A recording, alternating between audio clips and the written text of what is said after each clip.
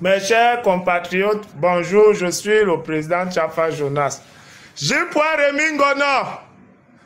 J.Remy Ngono. J.Remy Ngono. Ma soeur J.Remy Ngono, je t'ai appelé combien de fois? Vraiment, si tu veux dire quelque chose aux gens du MS avec qui tu es en Europe là, il faut leur dire ça directement sans passer par moi, sans m'utiliser.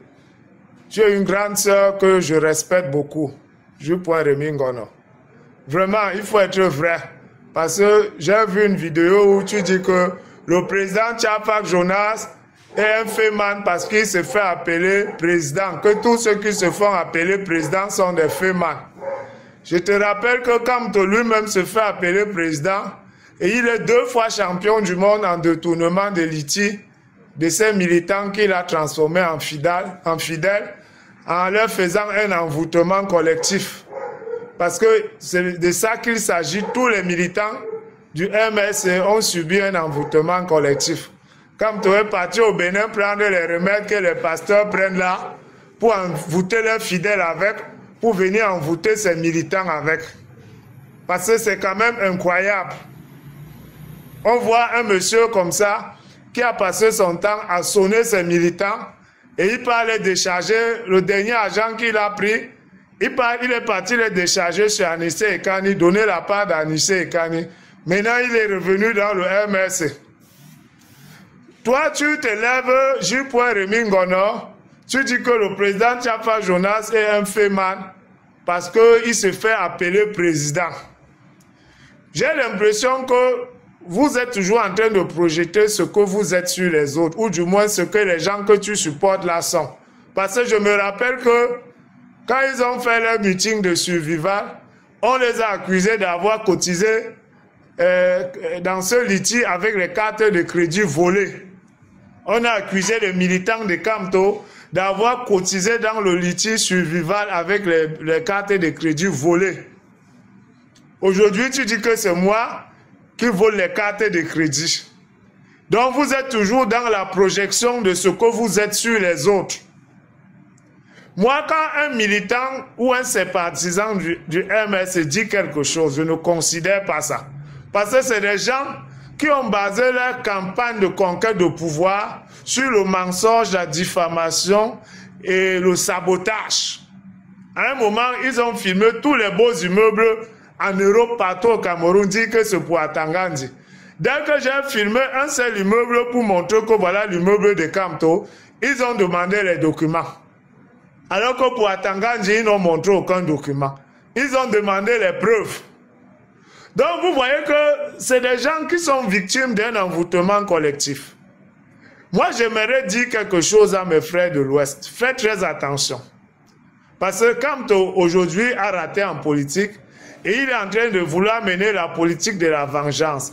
Il parlait de coalition avec Issa Choroma. Or, vous oubliez que Paul Biya nous a tout donné, nous les Bamileke. Sur plus de 300 tribus, nous sommes les seuls qui avons tout eu lors de la présidence de Paul Biya. Il nous a donné la 3e ville du Cameroun, il aurait pu donner au nord. Il nous a donné l'économie du Cameroun parce que chaque président vient au pouvoir avec une nouvelle classe d'hommes politiques et une nouvelle classe d'hommes d'affaires.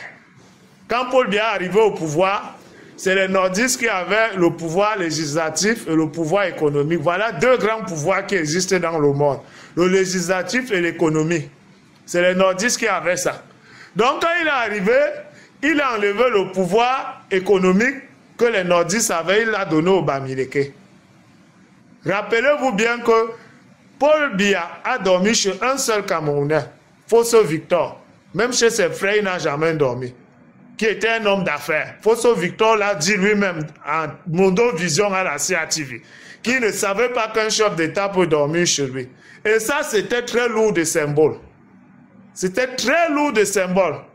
Le fait qu'un chef d'État parte dormir chez un Camerounais qui est de notre aire géographique.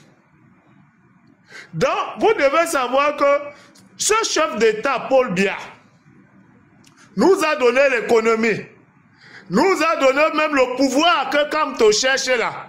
On a donné ça Agnadi Fendi depuis. Il est la deuxième personnalité de ce pays. Ça veut dire que si Paul Biya n'est plus là, c'est Agnadi Fendi qui devient président. Paul Biya nous a donné une partie du pouvoir. Il nous a donné les places dans tous les marchés. C'était les nordistes qui étaient dans tous les marchés, hein, les présidents. Parce que les nordistes sont plus forts en commerce que nous, les gens de l'Ouest.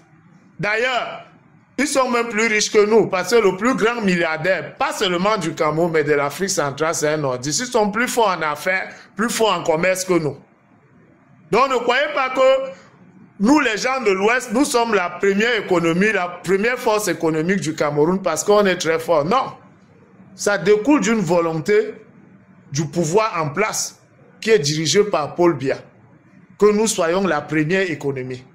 Il nous a même donné la deuxième personnalité de son propre parti politique. Ce n'est pas son frère Ekan, c'est un Bamileke, Jean Kwete. Paul Biya nous a tout donné. Quand je vois mon frère Bamileke qui parle mal de Paul Biya, je dors mal pendant au moins 2 mois. Faites très attention. Parce que le reste des Camerounais vous voient. On voit comment vous avez reçu tout d'un chef d'État, mais en retour, on voit comment vous le traitez.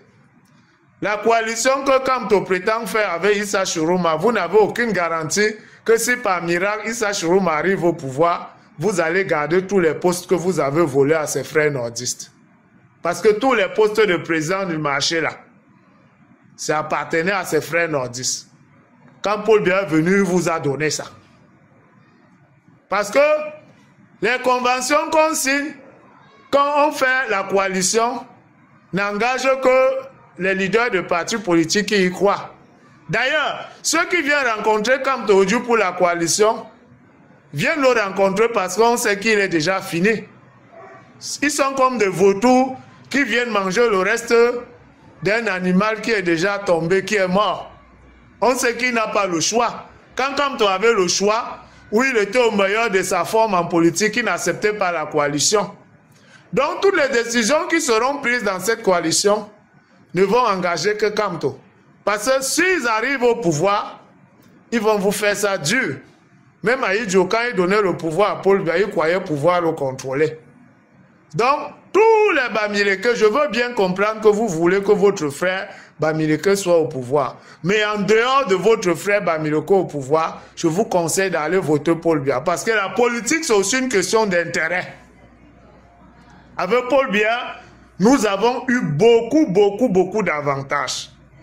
Si jamais par miracle, un homme du Nord venait à être président du Cameroun, apprêtez-vous à rendre toutes les places de marché, toutes les présidences de marché que vous les avez volées. Vous n'allez plus être la première économie du Cameroun. Parce qu'avant eux, ils avaient tous les pouvoirs. Le pouvoir législatif et le pouvoir économique. Donc faites très attention. Ma soeur J.Rémy Ngono, je reviens sur toi. Fais attention, la boîte de Pandore que tu veux ouvrir là, si on ouvre ça, ça ne va pas sentir bon pour les gens que tu supportes, les militants du MSC. Parce que le plus grand voleur de l'histoire du Cameroun, c'est Emmanuel Nembo. Il a volé, il avait au moins 10 000 matricules. Il est en Kodengui là-bas. Et on sait que la Femania, là, on sait de quelle région ça sort. C'est les gens que tu supportes là. Donc fais très attention. On dit souvent qu'une dent avait gâté toutes les dents de la bouche. Mais j'ai l'impression que cette fois-ci, c'est toutes les dents de la bouche qui sont gâtées. Et il y a une dent qui est saine. Et toutes ces dents gâtées là veulent gâter la seule dent de la bouche qui est saine. J'espère que tu vas comprendre. Donc fais attention avec cette histoire de Femania là. Parce que c'est vous qui dites que les Ekans sont des voleurs. Alors que la Femania, que ce soit au Cameroun, la Femania politique, ou que ce soit la Femania internationale, c'est vous qui avez inventé ça, c'est vous qui faites ça. On dirait que c'est la charité qui se moque de l'hôpital ou c'est l'hôpital qui se moque de la charité. Mes chers internautes, venez me dire qui se moque de qui ici. Quand ma soeur J.Rémy Ngono se lève, dit que le président Tchafa Jona est un féman parce qu'il se fait appeler président. c'est les Féman qui se font appeler président. Alors que lui-même sort, c'est là où la Fémania la sort. Il sait que tous ces gens avec eux, qui il est en train de supporter là, avec qui il marche là, c'est leur fonds de commerce à Fémania dont il parle là. Et c'est eux qui insultent une tribu très honnête comme les Écans, les voleurs. Dites-moi, c'est l'hôpital qui se moque de la charité ou c'est la charité qui se moque de l'hôpital? N'importe quoi.